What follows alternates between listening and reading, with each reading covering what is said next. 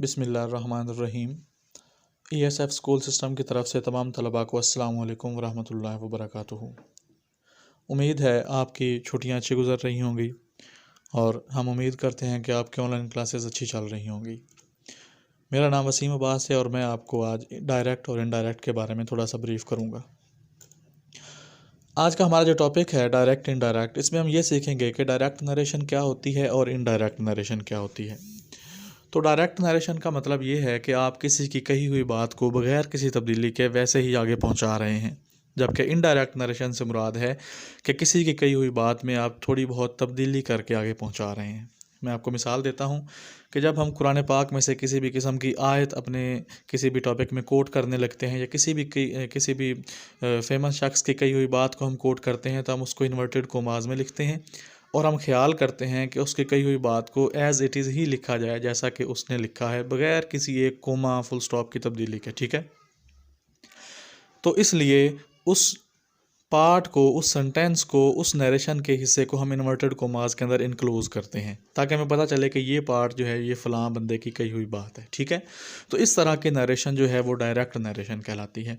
लेकिन जब आप किसी भी इंसान की कोई बात बयान तो कर रहे होते हैं लेकिन आप वही सेम अल्फाज इस्तेमाल नहीं कर रहे होते जो उस बंदे ने इस्तेमाल किए हैं, तो वो कहलाती है इनडायरेक्ट नरेशन। ठीक है, बात की समझ आई कि नहीं आई कि डायरेक्ट नरेशन क्या है? डायरेक्ट नरेशन से मुराद ये है कि आप किसी की कही हुई बात को वैसे ही बता रहे हैं जैसा कि उसने बताया है, और इनडायरेक्ट का मतलब ये है कि आपने उसमें किसी भी किस्म की कोई तब्दीली की है। ठीक है जी, अब हम चलते हैं जी basic detail of direct sentence कि एक डायरेक्ट नरेशन के अंदर लिखा गया सेंटेंस जो है उसकी पहचान हम कैसे करेंगे। तो सबसे पहले हम सेंटेंस लिखते हैं जी, he says students play hockey. अब ये हमारे पास एक सेंटेंस है जी, he says students play hockey. इसमें इसका जो पहला पार्ट है ही सेज, उसके बाद एक कोमा आता है, उसके बाद एक सेंटेंस जो है वो इन्वर्टेड कोमास के अंदर इनक्लोज किया गया है जिसको हम लिखते हैं स्टूडेंट्स प्ले हॉकी। ठीक है, अब यहाँ पर हम देखते हैं कि ही सेज, ये हाईलाइट मैंने किया है, ही सेज, ये हमारे पास कहलाता है रिपोर्टिंग स्पीच।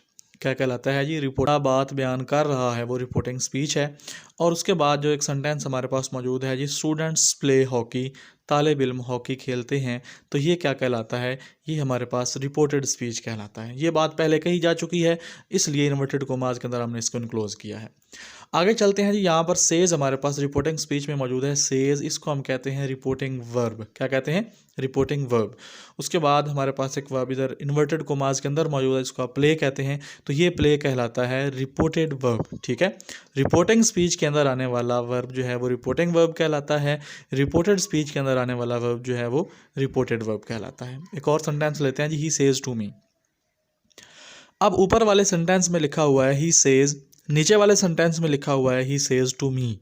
लिखने का मतलब सिर्फ आपको ये बताना है कि ही सेज टू मी में मी एक ऑब्जेक्ट के तौर पर काम कर रहा है, लेकिन ही सेज के अंदर ऑब्जेक्ट मौजूद ही नहीं है। तो डायरेक्ट इनडायरेक्ट नरेशंस के अंदर ही सेज के आगे टू मी जो है ये एक अंडरस्टूड बात होती है कि अगर तो टू मी नहीं लिखा हुआ तो आपने फ़र्ज़ कर लेना है कि जी टू मी यहाँ पर मौजूद है, अगर लिखा हुआ है तो well and good, to me यहाँ पर मौजूद है।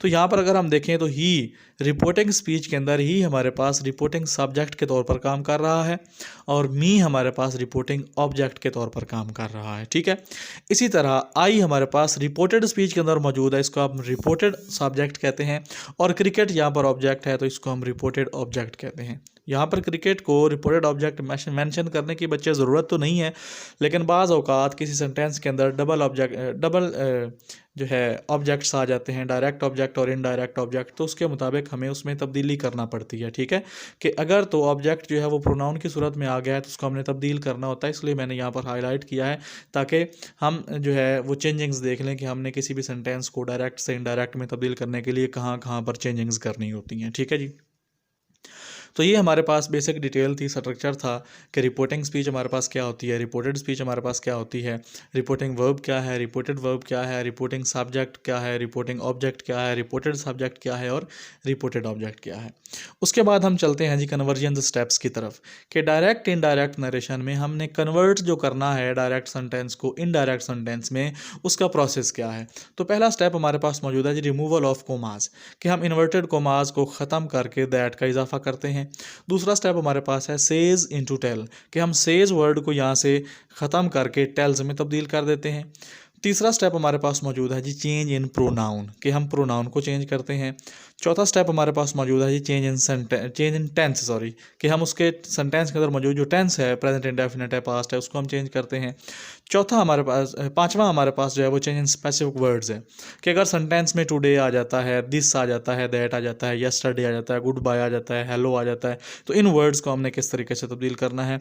उसके बाद सिक्स चेंज जो हम करते हैं वो है यूनिवर्सल ट्रूथ्स। तो ये एक अंडरस्टूड सी बात है बच्चे कि यूनिवर्सल ट्रूथ हमेशा प्रेजेंट इंडेफिनिट टेंस के अंदर ही लिखे जाते हैं, इनमें किसी किस्म की कोई तब्दीली नहीं होती, ठीक है। ये भी एज कोटेशन इस्तेमाल किए जाते हैं, ठीक है। तो यूनिवर्सल ट्रूथ को हम किसी भी सेंटेंस में किसी भी किस्म की कोई तब्दीली नहीं करते। हाँ जी, हमने बेसिक स्टेप्स भी सीख लिए हैं। अब हम कन्वर्जन स्टेप्स की तरफ आते हैं। जैसा कि हमने पहले इसको पढ़ लिया है कि removal of inverted commas into that है, सेज इनटू टेल्स है, चेंज इन प्रोनाउन है, चेंज इन टेंस है, चेंज इन स्पेसिफिक वर्ड्स है और यूनिवर्सल ट्रूथ्स है। तो अब बारी बारी हम इन स्टेप्स को सीखते हैं। सबसे पहले बच्चे हमने जो पढ़ना है वो है प्रोनाउन का सेट।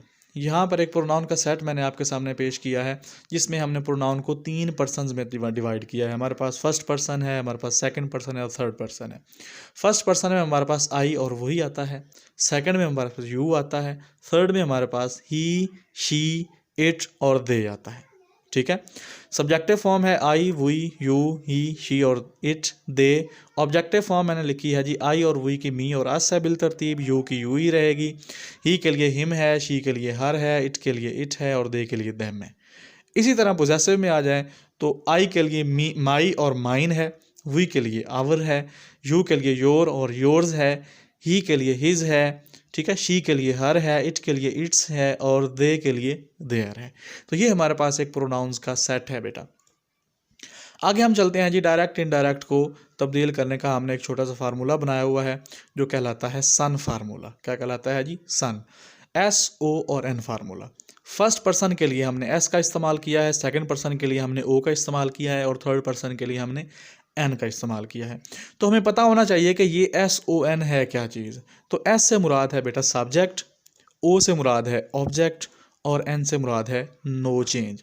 मुराद क्या है कि जब सब्जेक्ट आए, फर्स्ट पर्सन आए, तो आपने उसको सब्जेक्ट के लिहाज से तब्दील करना है।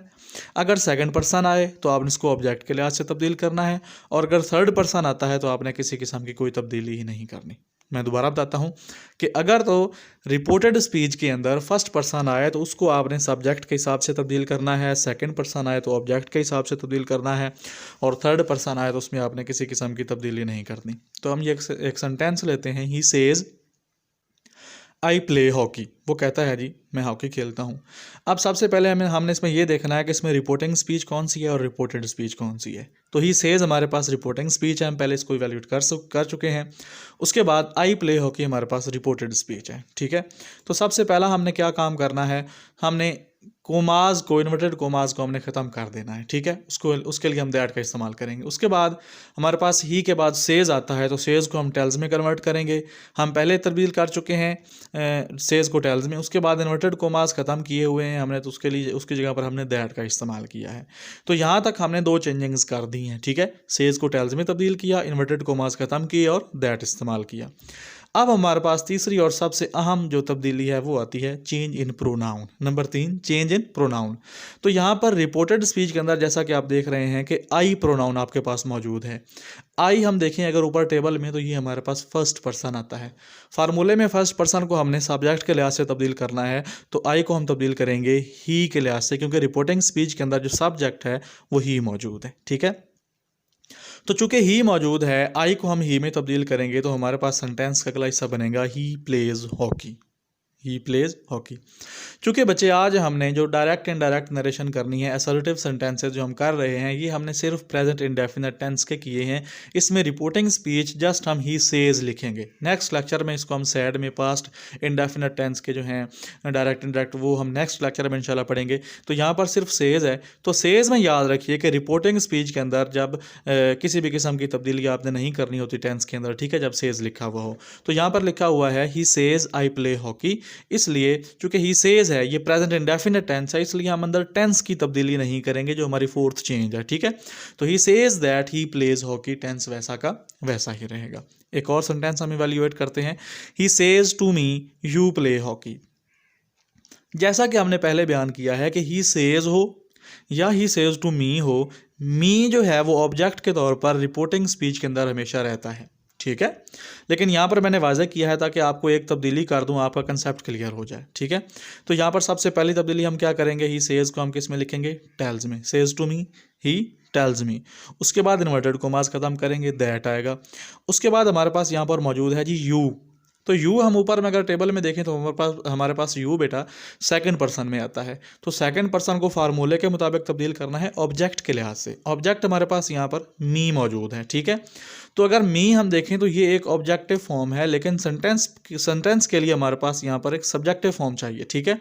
तो मी की सब्जेक्टिव फॉर्म हमारे पास आई है, मी की सब्जेक्टिव फॉर्म हमारे पास आई है। तो यहाँ पर हम लिखेंगे आई प्ले हॉकी, ठीक है। He says to me you play hockey का इनडायरेक्ट नरेशन जो होगी वो होगी he tells me that I play hockey, ठीक है जी। ये हमारे पास डायरेक्ट इनडायरेक्ट के असर्टिव सेंटेंसेस थे जो कि सिर्फ प्रेजेंट इंडेफिनिट टेंस के आपको आज करवाए गए हैं। इंशाल्लाह नेक्स्ट लेक्चर में उसको पास्ट इंडेफिनिट टेंस के करवाए जाएंगे। उसमें आपको ये बताया जाएगा कि रिपोर्टेड स्पीच के अंदर टेंसेस को कैसे तब्दील करना है, स्पेसिफिक वर्ड्स को कैसे तब्दील करना है। फ़िलहाल आज के लिए बेटा ये लेक्चर इतना ही है। मज़ीद 10th क्लास की मुख्तलिफ वीडियोज़ की मुख्तलिफ सब्जेक्ट की वीडियोज़ देखने के लिए मेरी वेबसाइट विज़िट करें। इसका लिंक मैंने यहाँ पर डाल दिया है, क्लिक हेयर पे आप क्लिक करेंगे तो आपको मेरी वेबसाइट का लिंक जो है वो मिल जाएगा। उम्मीद है नेक्स्ट लेक्चर में हम इस लेक्चर की तैयारी के साथ मिलेंगे। अल्लाह पाक आपका हामी और नासिर हो, दुआ में याद रखिए। अल्लाह हाफिज़।